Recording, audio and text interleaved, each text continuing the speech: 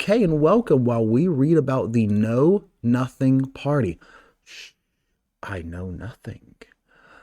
Now, this was the minor nativist political party, and nativism is the political policy of promoting the interests of native people who are already here, their interests over those who are coming here, immigrants. They were created in February 18th, 1856, and they collapsed just a few years later in 1860, the year before the American Civil War. So on February 18th in 1856, an anti-immigration political party held a nominating convention in Philadelphia. The American Party, as it called itself, however, by this time, everyone already knew it as the Know Nothing Party. In the 1840s and 1850s, American domestic politics was in the process of dividing North from South over the issue of slavery. Then a new source of frustration presented itself. Huge surges of immigration to the U.S. from cultures and countries considered by some more exotic than the previous waves that had arrived from England, Germany, and Scandinavia. On the West Coast, a lot of influx of Chinese and Japanese workers found a home. Millions more arrived on the East Coast from Ireland and Italy, most being Catholics. Several secretive political organizations were formed in reaction to this development. Some of the concerned activists had been Whigs, some had previously been Jeffersonian Democrats. All, however, professed their worry that the character of the country was changing.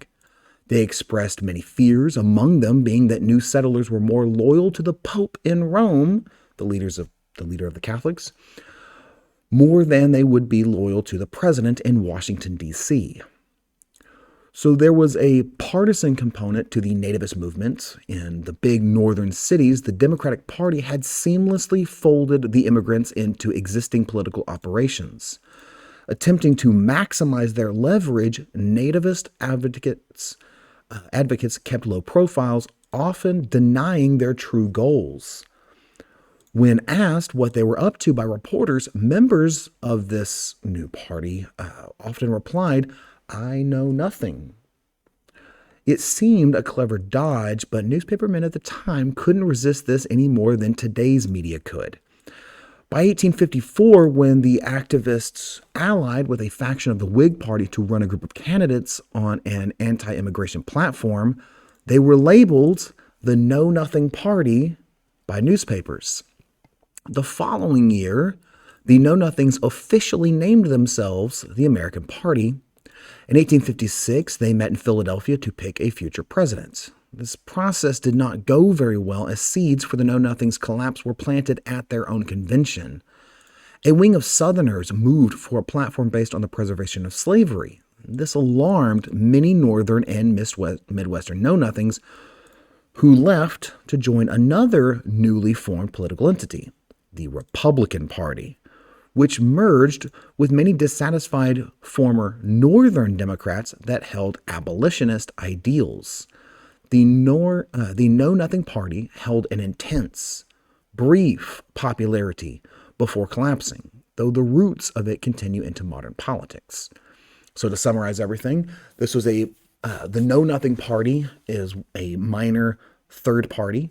Its official name was the American Party. It was a political party that formed to oppose immigration and immigrant rights.